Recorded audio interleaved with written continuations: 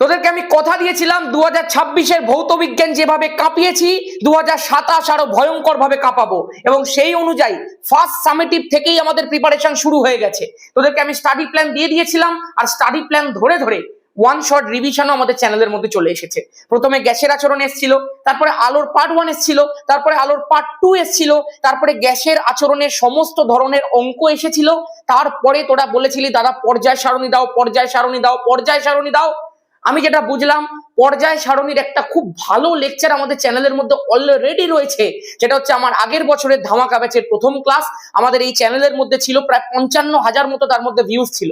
আমি ওই ভিডিওটাকে একটু জাস্ট রিফাইন করে গতকাল আমার চ্যানেলের মধ্যে আবার আপলোড করে দিয়েছি। তোরা যারা যারা নতুন আমার চ্যানেলের মধ্যে এসেছিস, যারা এই বছরের ক্লাস 10, তারা ওই ভিডিওটাকে ভালো করে দেখ। ওটা একটা লাইভ ক্লাস ছিল, ওই লাইভ ক্লাসটাকে টোটাল আমি দিয়ে দিয়েছি। আমি আশা করতে পারি ওটাকে দেখে নিলে পর্যায় সারণীর প্রত্যেকটা কনসেপ্ট তো জলের মতো পরিষ্কার হয়ে যাবে। আর বাকি তোরা অনেকে আমাকে বলছিস আয়নীয় সমযোজী বন্ধন দিতে। তোদের কথা অনুযায়ী আয়নীয় সমযোজী বন্ধনের একটা ওয়ান শট রিভিশন আমি তোদেরকে করে দেবো। কবে লাগবে ওটা তোদের বল, আজকে বলিস না, আজকে আমার একটা ক্লাস আছে।